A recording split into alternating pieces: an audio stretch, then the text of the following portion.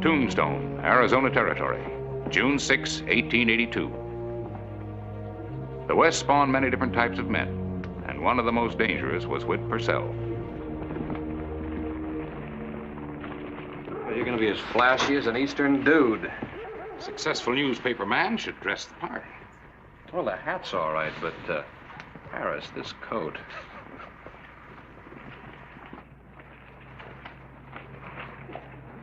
What's wrong?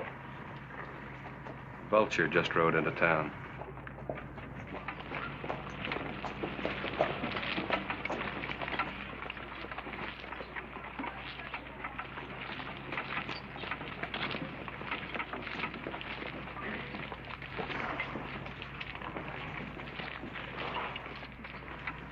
Him?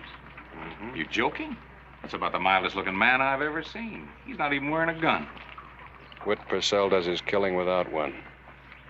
He's what you might call a killer's agent. He makes his living by arranging for murders.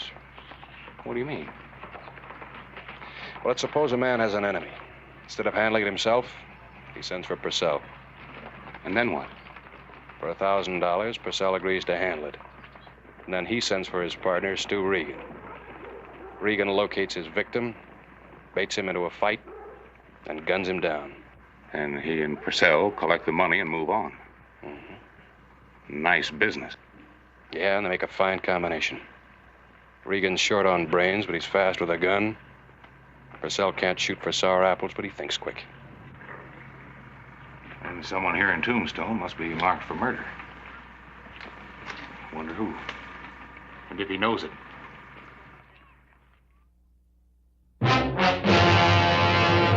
An actual account from the pages of my newspaper, the Tombstone Epitaph. This is the way it happened. In the town too tough to die.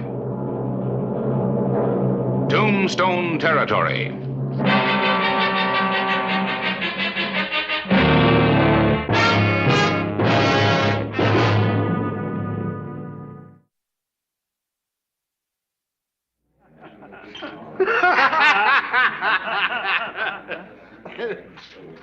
Bartender, set up another round of drinks for the gentleman. You figure on being in town long, Mr. Purcell? Well, that all depends on how much time it takes me to finish my business. Here we go.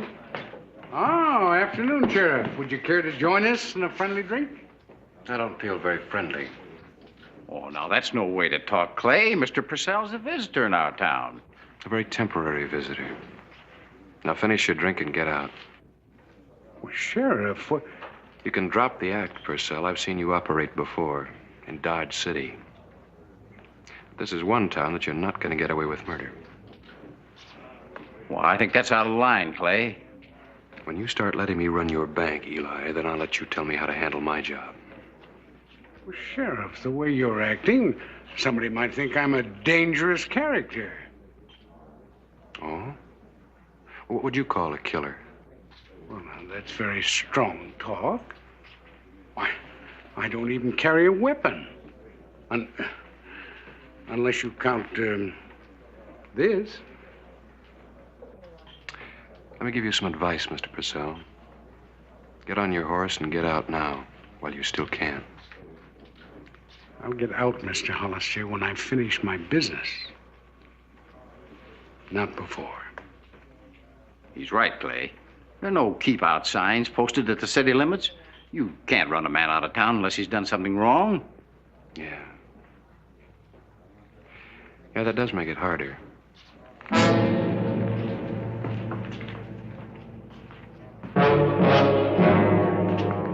sheriff seems to have gotten out of the wrong side of the bed this morning.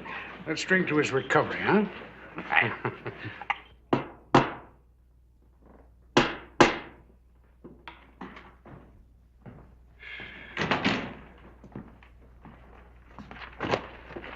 Well, I take it you couldn't scare Purcell out of town. Nope.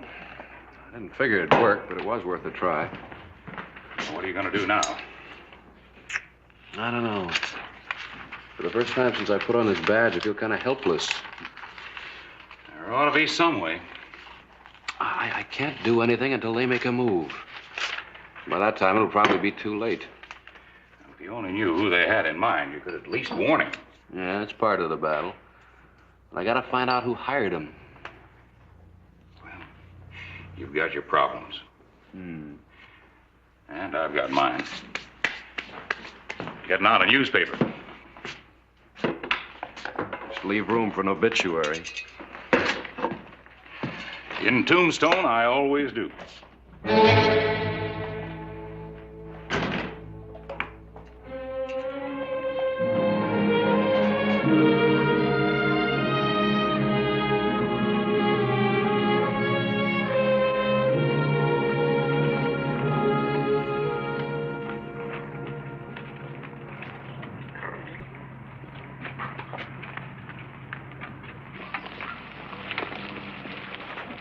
Oh, excuse me. My fault, Mr. Ramsey. You got a heavy load there. Haven't seen you in town lately. Been busy out the ranch. Any news I can use the epitaph brought your way? No. No, nothing going on. I'll let you know if anything happens. Thanks, I'd appreciate it.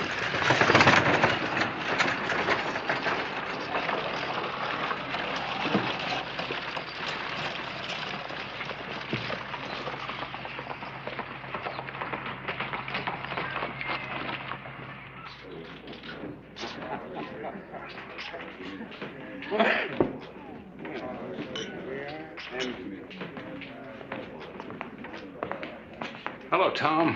Thought I'd stop by and see if I could get anything for the epitaph. Pardon me. You're Harris Clybourne of the epitaph, aren't you? That's right. Well, you're just the man who can help me out. I suppose you've heard about my run-in with the sheriff this morning. Well, there's been some talk. Well, that's what I was afraid of. I'd like to call on your good offices, if I may. Bartender, would you give me... Oh! Well, what's the matter with you, mister? You just spilled it. Well, I will give him another drink, will you? I'm awfully sorry. I just don't understand people like you. Oh, what'd you do that for? I apologized. You know, for a little man, you got a mighty big mouth. From now on, keep it shut. Why, you stupid lummox. You want trouble? I said put a halter on that lip. Leave him alone. You keep out of this. I don't like to see anybody pushed around. Looks to me like you're trying to make his business yours, mister. I'm not looking for any trouble. I'm not running from it either. Oh, now. Forget it, Mr. Clybourne. No reason for you to get mixed up in this. He started this. Maybe he'd like to finish it. I sure would.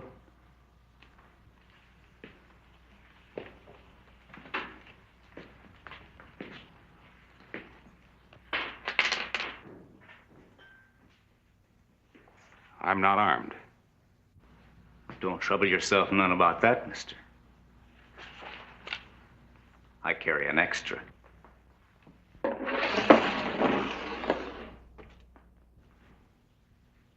Now you have a gun. Use it.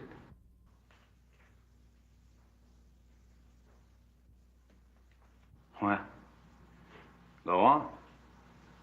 Move your hand a little closer to it. I'm not gonna draw. Yet.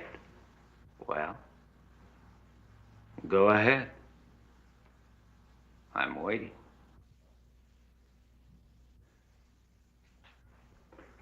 Harris!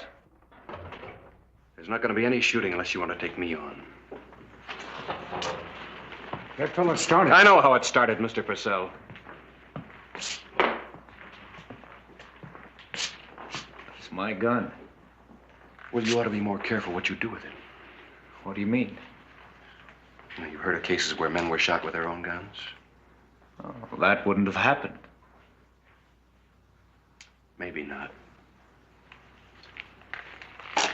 Thanks. Oh, you handled that very nicely, Sheriff. Let's get out of here. Oh, Mr. Clybourne, I'm sorry that we didn't get a chance to have our talk. Some other time. Well, I'll be looking forward to it.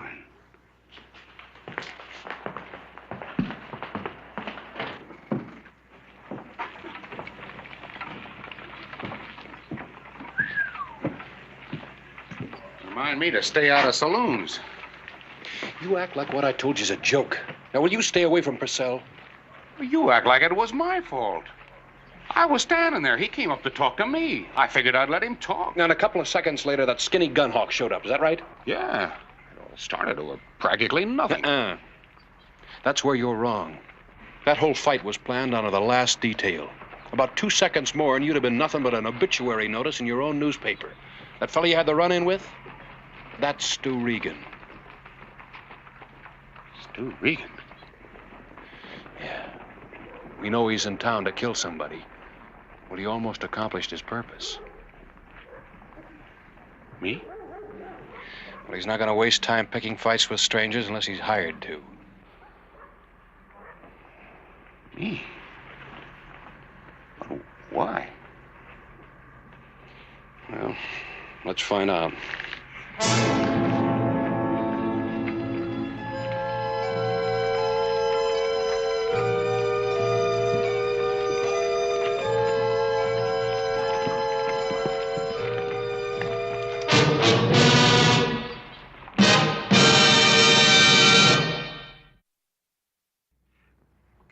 Well, the first thing I'm going to do is sign Fred here to stick as close to you as possible. You really think I need him, Clay? Well, after what almost happened in the Oriental, yes. Remember, Harris, $1,000 is a lot of money. For a man like Regan, killing's an easy way to earn it. Purcell really made me take the bait, didn't he? Yeah. A little man with a smile on his face and murder in his heart. There ought to be some way to stop those two. I'm rather personally interested now. Until an actual attempt is made on your life, there's nothing I can do. Well, that's just dandy. At least you know it's you they're out to get. Most of Regan's victims don't even have that privilege. I don't feel so honored. Harris, can you think of anybody that might want to kill you? Newspaper editor makes lots of enemies. It looks like you made one real good one. Well, come on, bird dog. Where are you going? Back to the office. I've got a newspaper to get out. I guess I'll tag along with two of you. Clay, one bodyguard at a time's enough. Yeah? So, you know, it's a real nice jacket. Sure hate to see him get buried in it, wouldn't you, Fred? All right, let's go.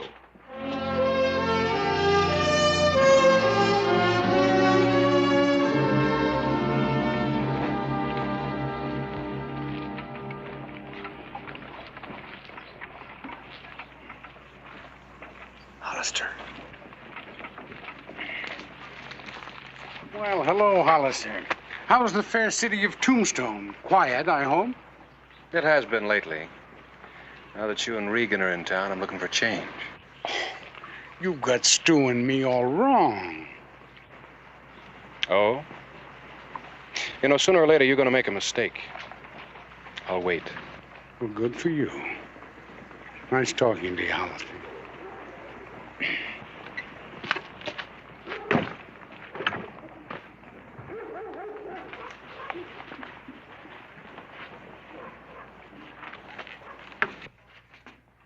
Here you are, sir. Afternoon, Clay. Well? I don't think there's any mail for you, but I'll... No, I want some information. Glad to be of help. A couple of minutes ago, a little fat fella, always smiling, picked up a letter. I want to know who sent it and from where. Wish I could tell you, Clay. Look, Will, this could be important. It could help to save a man's life. You do know who sent it, don't you? Matter of fact, I do. Was mailed right here at the post office this morning.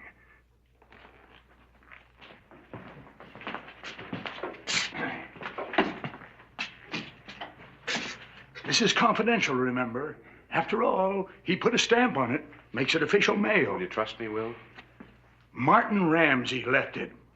It was addressed to a man named Whit Purcell, the little fat man you spoke of.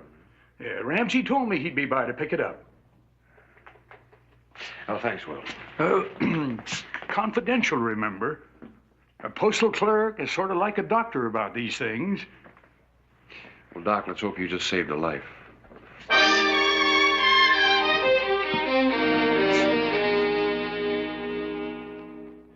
Must be some mistake. The letter was sent by Ramsey and picked up by Purcell. The connection's obvious. I hardly know Ramsey. I haven't spoken to Ramsey 3 times in my life. Now, why would he want me killed? What do you know about him? Not too much. He bought the Salter Ranch. He's a quiet man, keeps to himself. Doing very well, so I've heard. Well, think back. Maybe you can place him. Clay, like I said before, a newspaper editor makes a great many enemies. Yeah.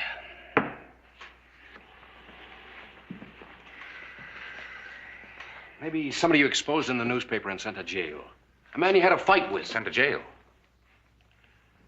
Martin Connors, he was a lawyer. I helped send him to prison for embezzlement when I was working on a paper in St. Louis. It couldn't be. Connors didn't look a thing like Ramsey. Well, how long ago was that? A little over 10 years, I guess.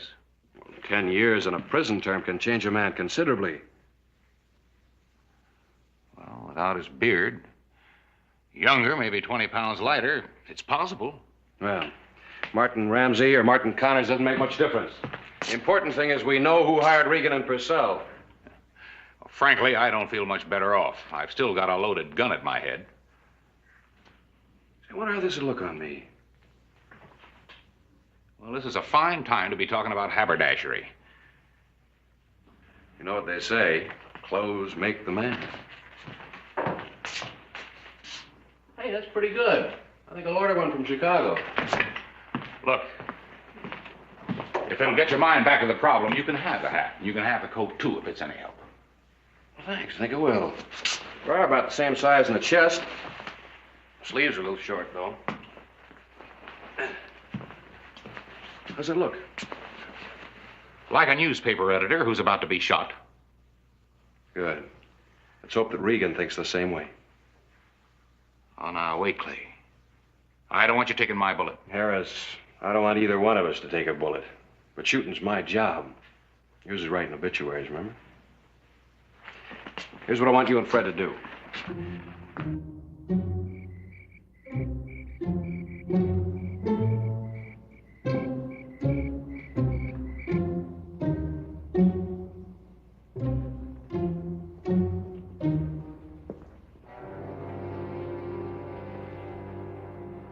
Will you stop worrying? Regan knows his business. There's no substitute for experience. There he is now. I guess you owe us $1,000, Mr. Ramsey.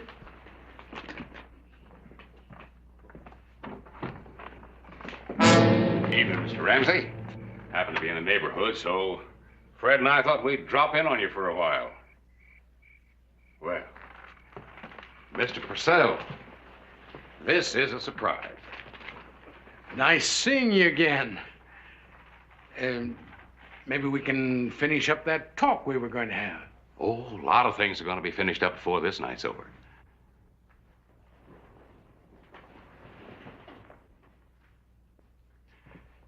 It never occurred to me before, Mr. Ramsey, but you look a great deal like a man I used to know in St. Louis. A fellow by the name of Connors. Oh? I don't think I ever heard of him. I didn't think you had.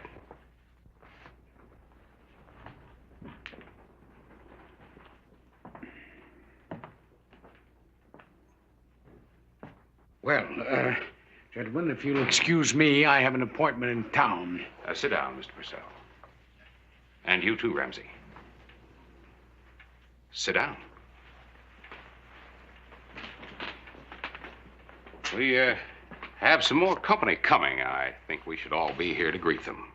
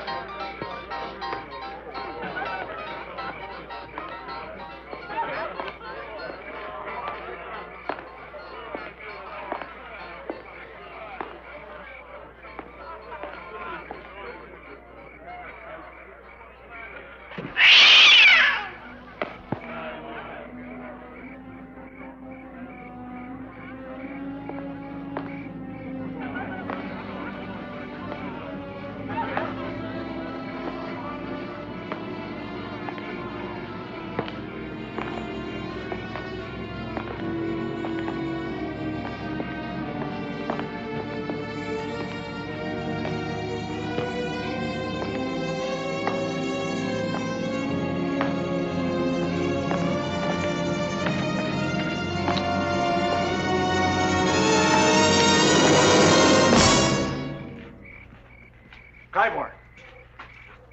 Walking alone in the dark can be dangerous. Didn't anybody ever tell you that? Scared? You should be. Because we're finishing up what we started in the bar. I see your arm this time. Make your move.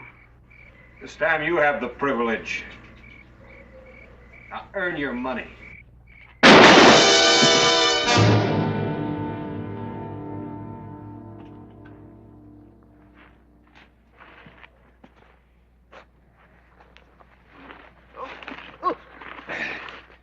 Well, you didn't earn it.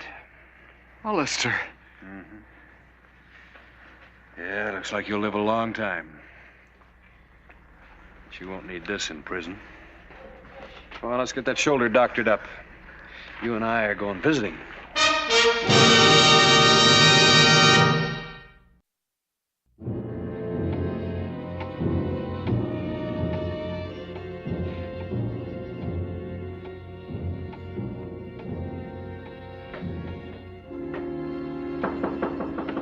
Wondering who it is, Mr. Purcell?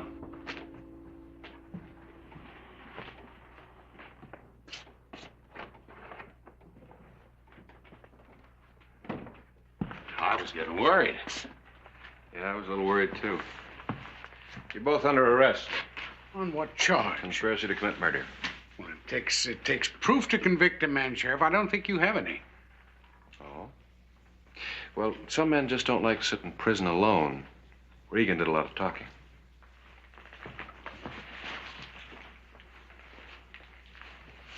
Brad?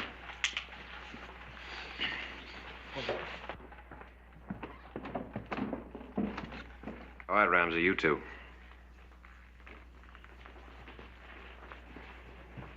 You are Martin Connors, aren't you? Why did you want to have me killed? Well, I was afraid you'd recognize me. As far as I'm concerned, you'd paid for your crime. You went to prison. I had no reason to expose you. You mean you didn't know I'd escaped? We do now. Let's go.